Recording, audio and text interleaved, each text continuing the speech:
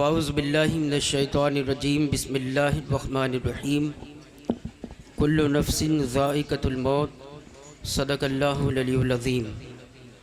آئیے ہم اور آپ سب سے پہلے انتہائی احترام اور عقیدت کے ساتھ نبی آخر الزمان حضور رحمت عالم تاجدار مدینہ احمد مجتبی محمد مصطفیٰ صلی اللہ تعالیٰ علیہ وسلم کی بارگاہ میں جس طریقے سے میں پڑھوں اسی طریقے سے آپ بھی بآواز بلند اور بانداز غلامانہ پڑھنے کی کوشش کریں۔ الصلاۃ والسلام علیکہ یا رسول اللہ، الصلاۃ والسلام علیکہ یا حبیب اللہ، وعلی آلکہ واصحابکہ یا محبوب اللہ صلی اللہ تعالی علیہ وسلم۔ جس آیت کریمہ کی تلاوت کرنے کا میں نے شرف حاصل کیا ہے، دعا کریں اللہ عز و جل مجھے اس کے تعلق سے حق کہنے کی توفیق عطا فرمائے اور ہم سب کو اس پر عمل کی توفیق عطا فرمائے۔ میرے پیارے آقا علیہ الصلوۃ والتسلیم کے پیارے دیوانوں، ہم لوگ بخوبی جانتے ہیں کہ اس محفل کو کس مقصد کے تحت سجایا گیا ہے۔ ایک عظیم شخصیت جو ہمارے درمیان سے رخصت ہو چکی، جن سے ہم اور آپ بے انتہا محبت کرتے تھے، ان سے عقیدت رکھتے تھے اور ان کے پیچھے نمازیں پڑھتے تھے۔ میری مراد حضرت حافظ و قاری سید محمد احمد برکاتی صاحب علیہ رحمہ سے ہے۔ ان کے چہلم کے موقع پر اس بزم کو سجایا گیا ہے۔ ہم اور آپ ان کی یاد منانے کے لیے یہاں پر حاضر آئے ہیں۔ چند لمحوں کے لیے آپ کے سامنے حاضر آیا ہوں، اس نیت کے ساتھ بیٹھے کہ جو کچھ بھی علماء اہل سنت سے ہم سماعت کریں گے اس پر عمل کرنے کی کوشش کریں گے اور عمل کر کے دوسروں تک پہنچانے کی بھی کوشش کریں گے انشاءاللہ۔ میرے پیارے آقا علیہ الصلوۃ والتسلیم کے پیارے دیوانوں، آیت کریمہ کل نفس ذائقۃ الموت، ہر نفس کو موت کا مزہ چکھنا ہے۔ میرے پیارے آقا علیہ الصلوۃ والتسلیم کے پیارے دیوانوں، موت یقیناً حق ہے، ایسی سچائی ہے کہ دنیا کا کوئی بھی انسان اس سے انکار نہیں کر سکتا کہ اسے موت نہیں آنی۔ ہم ہر لمحہ ہر پل موت کی طرف بڑھ رہے ہیں۔ ہم یہ نہیں جانتے کہ ہماری عمر کتنی ہوگی، ابھی ہماری کتنی زندگی باقی ہے، کتنے دن ہم اور اس دنیا پر رہ سکیں گے۔ بس ہمیں جو حکم دیا گیا ہے وہ یہ ہے کہ اللہ کے رسول صلی اللہ علیہ وسلم نے ارشاد فرمایا، یہ دنیا مومن کے لیے قید خانہ ہے اور کافر کے لیے جنت ہے۔ قید خانہ کیوں فرمایا گیا؟ کہ ہم دیکھتے ہیں کہ قید خانے میں جب ایک قیدی رہتا ہے تو وہ سلاخوں کے پیچھے ہوتا ہے، اس کے ہاتھوں میں جنزیریں ہوتی ہیں اور وہ پابند ہوتا ہے، وہ اس کے باہر نہیں جا سکتا۔ مومن کے لیے قید خانہ ہے۔ علماء فرماتے ہیں کہ اس سے مراد یہ ہے کہ ہمارے ہاتھوں میں شریعت کی بیڑیاں ہیں، ہم شریعت کے پابند ہیں، شریعت کے اوپر نہیں جا سکتے، شریعت کے دائرے میں۔ درود شریف پڑھیے، اللہم صلی علی سیدنا و شفیعنا و نبینا مولانا محمد مبارک وسلم صلی اللہ تعالیٰ علیہ وسلم۔ حضرات گرامی، یہ دو کاریں یہاں پر کھڑی ہیں جن حضرات کی ہیں، میں بڑے ادب کے ساتھ گزارش کروں گا، کرسیاں انتظامیہ کمیٹی کے لوگ بچھانا چاہتے ہیں وہاں پر، تو ان کو ذرا سا آپ ہٹوا لیں گے، بڑی مہربانی ہوگی۔ یہ کار جو کھڑی ہیں، اگر میری آواز سن رہے ہو بھائی لوگ تو اس کو ہٹا لیں، یہاں سے تھوڑا سا اور پیچھے کر لیں گے تو اچھا لگے گا۔ درود شریف پڑھیے، حضرت درود شریف پڑھ لیجئے۔ صلی اللہ علیہ نبی امی والی صلی اللہ علیہ وسلم، صلاۃ و سلام علیکہ یا سیدی یا رسول اللہ صلی اللہ تعالیٰ علیہ وسلم۔ میرے پیارے آقا علیہ الصلوۃ والتسلیم کے پیارے دیوانوں، ہر مسلمان پابند ہے شریعت کا۔ شریعت نے جس چیز کو کرنے کا حکم دیا ہے اسے ہمیں کرنا ہوگا، اور جس چیز سے منع کر دیا اس سے ہمیں باز آنا ہوگا، رک جانا ہوگا۔ جب ہم درود شریف پڑھ لیجئے۔ صلی اللہ علیہ نبی امی والی صلی اللہ علیہ وسلم، صلاۃ والسلام علیکہ یا سیدی یا رسول اللہ صلی اللہ تعالی علیہ وسلم۔ میرے پیارے آقا علیہ الصلوۃ والتسلیم کے پیارے دیوانوں، شریعت کی پابندی یہ ہر مسلمان کے لیے ضروری ہے، اور آقا دو جہاں صلی اللہ علیہ وسلم نے ارشاد فرمایا کہ یہ دنیا مومن کے لیے قید خانہ ہے اور کافر کے لیے جنت ہے۔ کافر جس طریقے سے چاہے وہ اپنی زندگی کو گزار سکتا ہے، اس کے اوپر کسی طرح کی کوئی پابندی نہیں، کوئی بندش نہیں، لیکن ہم الحمدللہ مسلمان ہیں، مومن ہیں، ہمارے اوپر شریعت کی پابندی ہے۔ شریعت نے جس چیز کا حکم دیا اسے ہمیں کرنا ہے، جس چیز سے منع کر دیا اس سے ہمیں باز آنا ہے۔ میرے پیارے آقا علیہ الصلوۃ والتسلیم کے پیارے دیوانوں، موت ایک سچائی ہے جس کی تیاری ہمیں کرنی ہوگی۔ اس سے اگر اس کو ہم نے نظر انداز کر دیا، اس کو پیٹ کے پیچھے ڈال دیا اور اسی دنیا کو سب کچھ سمجھ لیا اور اسی دنیا کو بنانے میں لگ گئے اور دین کو بھول گئے، آخرت کی فکر کو بھول گئے، موت کو بھول گئے، تو یقیناً ہم خسارے میں ہیں، ہم نے اپنے آپ کو خسارے میں کر دیا۔ آپ یقین جانیں کہ اللہ کے رسول صلی اللہ علیہ وسلم نے مرنے کے بعد ہمیں کیا ہمارے ساتھ ہونے والا ہے، قبر میں کیا سوالات کیے جائیں گے، آخرت میں سب سے پہلے کس کے بارے میں پوچھا جائے گا، سب کچھ ہمیں بتا دیا۔ سارا پیپر اوپن ہے، سب کچھ کھلا ہوا ہے، بس تیاری ہمیں کرنی ہے، اس کے لیے فکر ہمیں کرنی ہے۔ میرے پیارے آقا علیہ الصلوۃ والتسلیم کے پیارے دیوانوں، آج اگر کسی عقل مند سے پوچھا جائے تو وہ کہے گا موت حق ہے، کسی کم عقل سے پوچھا جائے وہ بھی کہے گا موت حق ہے، لیکن عقل مند کون ہے؟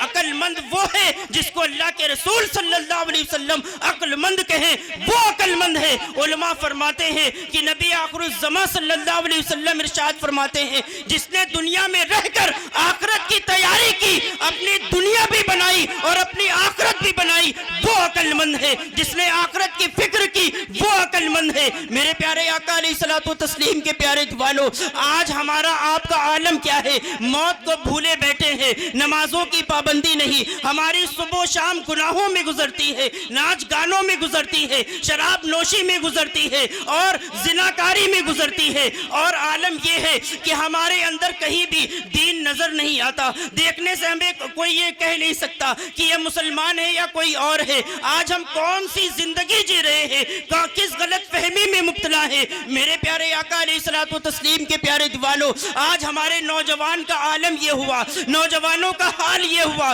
کہ ناچنے گانے والے لوگوں کو اپنے سامنے رکھتے ہیں، ان کو اپنا آئیڈیل بناتے ہیں۔ اگر وہ ناچنے گانے والا اپنے آپ کو منڈا کر کے آ جائے، گنجا ہو کر کے آ جائے، وہ نوجوان جو کل تک گنجا ہونے میں شرماتا تھا اس ہیرو کی وجہ سے گنجا ہو جاتا ہے۔ اگر ہیرو بالی پہن کر کے آئے تو ہمارا نوجوان بالی پہن کر کے آتا ہے، اگر ہیرو بریسلٹ پہن کر کے آ جائے تو ہمارا نوجوان بریسلٹ پہنتا ہوا نظر آتا ہے۔ اگر ہیرو اپنی پینٹ پھاڑ کر کے پہن کر کے وہ فیشن لوگوں میں یہ پیغام دے کہ یہ فیشن ہے، تو ہمارا نوجوان اپنے کپڑوں کو پھاڑ کر کے لوگوں کے درمیان گھومتا ہوا نظر آتا ہے۔ میرے پیارے آقا علیہ الصلوۃ والتسلیم کے پیارے دیوانوں، یہ ناچنے اور گانے والوں کی نقل کرنا، ان سے جھوٹی محبت رکھنا، ان کو اپنا آئیڈیل بنانا، یہ ہمیں فائدہ نہیں دے سکتے، یہ ہمارے کسی کام کے نہیں، یہ صرف ہمیں خسارے کی طرف لے کر کے جا رہے ہیں۔ آؤ ان سے محبت کرو، ان سے عشق کرو،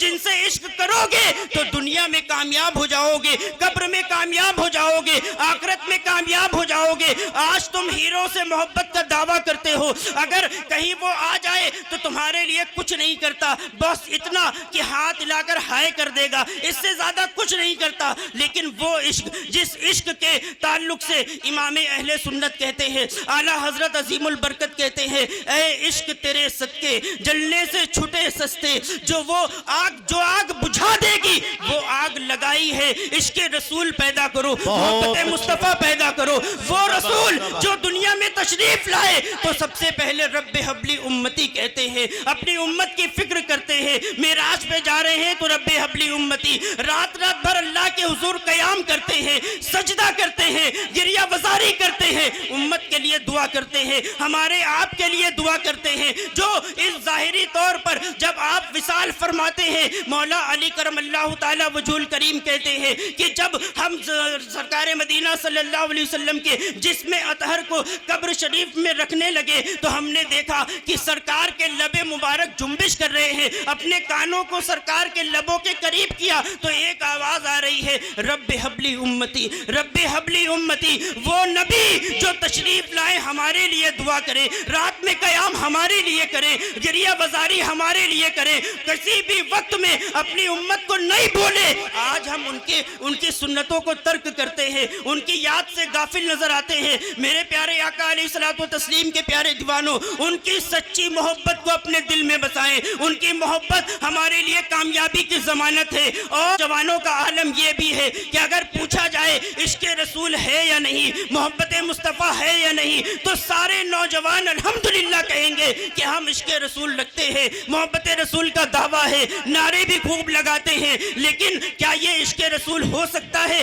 کہ نماز پنجگانہ چھوڑی جائے؟ یہ عشق رسول ہو سکتا ہے کہ اپنے چہروں سے داڑھیوں کو منڈوا دیا جائے؟ کیا یہ عشق رسول ہو سکتا ہے کہ مسلمان ہو کر شراب پیا جائے؟ کیا یہ عشق رسول ہو سکتا ہے کہ مسلمان ہو کر کے ناچ اور گانا کیا جائے؟ یہ یقیناً عشق مصطفیٰ نہیں. عشق مصطفیٰ اگر ہے تو صحابہ نے, آپ صحابہ کی زندگی دیکھیے, سرکار علیہ الصلوۃ والتسلیم کو جو بھی کرتے دیکھتے اسی کو کرنے کی کوشش کیا کرتے تھے, اور ہر کام وہ چھوڑ دیا جو سرکار کو پسند نہیں. یہ عشق رسول تھا.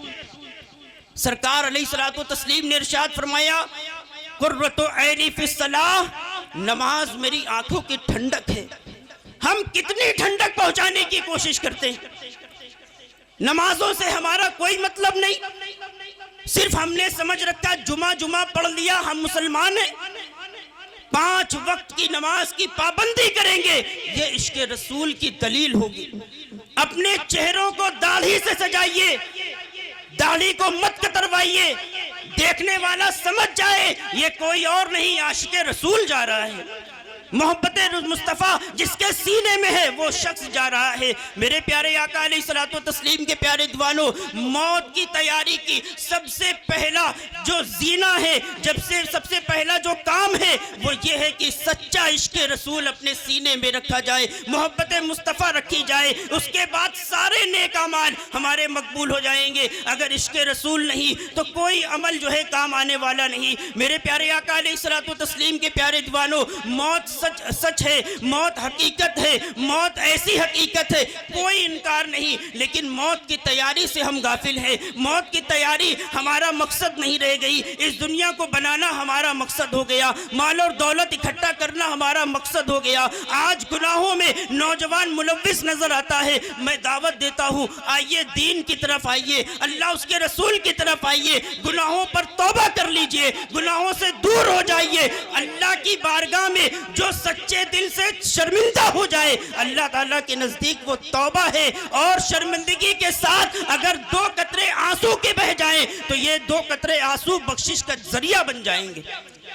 میرے پیارے آقا علیہ الصلوۃ والتسلیم کے پیارے دیوانوں, یہ نہ سوچیں کہ ہم تو گناہگار ہیں, ہم تو بدکار ہیں, ہم کیسے نمازیں پڑھیں, ہم کیسے سنتوں پر عمل کریں. میرے پیارے آقا علیہ الصلوۃ والتسلیم کے پیارے دیوانوں, اللہ تبارک و تعالیٰ نے توبہ کا دروازہ کھول رکھا ہے. یہ ہم انسان ہیں, گناہ ہو سکتا ہے, گناہ ہو گیا, اب شرمندگی ہے, اب ندامت ہے, اللہ کی طرف رجوع کر جائے, اللہ کے بارگاہ میں سچے دل سے توبہ کریں. دیکھیے کتنے بڑے گناہگاروں کی توبہ قبول ہوتی ہے. حضرت عمر فاروق اعظم رضی اللہ تعالیٰ عنہ ایک مرتبہ بارگاہ رسالت مآب صلی اللہ علیہ وسلم میں حاضر ہوئے. زاروں قطار اشک ہیں, زاروں قطار آنسو ہیں. اللہ کے رسول صلی اللہ علیہ وسلم نے ارشاد فرمایا, اے عمر تمہیں کس چیز نے رلایا ہے, تم کیوں رو رہے ہو؟ امیر المومنین حضرت عمر فاروق اعظم رضی اللہ تعالیٰ عنہ عرض کرتے ہیں, یا رسول اللہ صلی اللہ علیہ وسلم, دروازے پر ایک نوجوان کو دیکھا ہے جو زاروں قطار روتا ہے, اتنا درد بھرے انداز میں رو رہا ہے کہ اس کے درد بھری چیخ کی وجہ سے, درد بھرے رونے کی وجہ سے میرے آنسو نہیں تھمے، میں رونے لگا، آنکھ سے آنسو آنے لگے۔ کیا وجہ ہے، کیوں روتا ہے؟ اس نوجوان کو بلایا گیا۔ جب وہ نوجوان اللہ کے رسول صلی اللہ علیہ وسلم کی بارگاہ میں حاضر ہوا، نعرہ تکبیر، نعرہ تکبیر، اللہ اکبر، نعرہ رسالت، یا رسول اللہ، علماء اہل سنت حضرت علامہ مولانا صلاح الدین صاحب قبلہ قادری زندہ باد۔ درود شریف پڑھ لیجئے۔ صلی اللہ علیہ نبی امی والہ صلی اللہ علیہ وسلم، صلاۃ و سلام علیکہ یا سیدی یا رسول اللہ صلی اللہ تعالی علیہ وسلم۔ اس شخص کو بارگاہ رسالت مآب صلی اللہ علیہ وسلم میں حاضر کیا گیا۔ اللہ کے رسول صلی اللہ علیہ وسلم نے ارشاد فرمایا کہ اے نوجوان، یہ بتا تو کیوں روتا ہے، تیرے رونے کی وجہ کیا ہے؟ تو وہ نوجوان کہتا ہے یا رسول اللہ، مجھ سے بہت بڑا گناہ ہو گیا، مجھ سے بہت بڑی خطا ہو گئی۔ آقائے دو جہاں صلی اللہ علیہ وسلم نے ارشاد فرمایا بتا تجھ سے کون سا گناہ ہو گیا؟ وہ کہتا ہے یا رسول اللہ، بہت بڑا گناہ ہو گیا ہے۔ اللہ کے رسول فرماتے ہیں کیا تم نے شرک کر دیا ہے؟ کہا نہیں، میں نے شرک نہیں کیا۔ کیا تم نے جو ہے بے حق ناحق کسی کو قتل کر دیا ہے؟ کہا نہیں، قتل بھی نہیں کیا۔ تو اللہ کے رسول صلی اللہ علیہ وسلم نے ارشاد فرمایا بتا تیرا گناہ بڑا ہے یا عرش بڑا ہے؟ کہا میرا گناہ بڑا ہے۔ کہا یہ بتا کہ کرسی بڑی ہے یا تیرا گناہ بڑا ہے؟ کہا نہیں، میرا گناہ بڑا ہے۔ پھر اللہ کے رسول صلی اللہ علیہ وسلم نے ارشاد فرمایا کہ بتا تو کہ تیرا گناہ زیادہ بڑا ہے کہ وہ رب عظیم زیادہ بڑا ہے؟ وہ خاموش ہو گیا۔ کہا بلا شبہ، بلا شبہ، بلا شبہ اللہ کی ذات عظیم ہے، اللہ کی ذات بڑی ہے۔ تو بتا تو نے گناہ کون سا کیا ہے؟ تو وہ شخص کہتا ہے یا رسول اللہ صلی اللہ علیہ وسلم، مجھے شرم آتی ہے، مجھے حیا آتی ہے، میں اپنے گناہ کو کیسے بتاؤں؟ میں کفن چور ہوں۔ جب کوئی ہماری بستی میں کسی کا انتقال ہو جاتا تو میں میت کے ساتھ جاتا اور میں دیکھ لیتا قبر کہاں پر بنائی گئی ہے، اس کے بعد سب کے ساتھ واپس آ جاتا اور پھر رات میں پھر واپس جاتا، قبر کھودتا اور مردے کے جسم سے جو ہے وہ کفن نکال لیا کرتا، مٹی پھر سے برابر کر دیتا۔ اسی طریقے سے میں 7 سال سے چوری کر رہا تھا۔ ایک مرتبہ ہماری بستی میں ایک خوبصورت نوجوان لڑکی کا انتقال ہو گیا، میں حسب معمول مٹی کے ساتھ میں گیا، میں نے قبر دیکھی، واپس آ گیا اور میں رات کے وقت پھر سے پہنچا کہ میں کفن چوری کر کے لاؤں گا، اور جب میں نے قبر کھودی، اس کے جسم سے کفن کو نکالا، واپس پلٹا ہی تھا کہ میرے اوپر شیطان حاوی ہو گیا اور میں پھر سے واپس قبر کی طرف گیا، اس لڑکی کے ساتھ بدکاری کی اور بدکاری کرنے کے بعد میں پھر سے واپس ہوا۔ ابھی چند قدم ہی چلا تھا کہ وہ لڑکی قبر سے کھڑی ہو گئی اور کہا اے ظالم، تجھے حیا نہ آئی؟ تو کیا خوف نہیں رکھتا کہ وہ رب عظیم ہے جو مظلوم کو ظالم سے اس کا حق دلانے والا ہے؟ تو نے مردوں کی جماعت میں مجھے برہنہ کر دیا اور رب کعبہ کی بارگاہ میں ناپاک کر دیا۔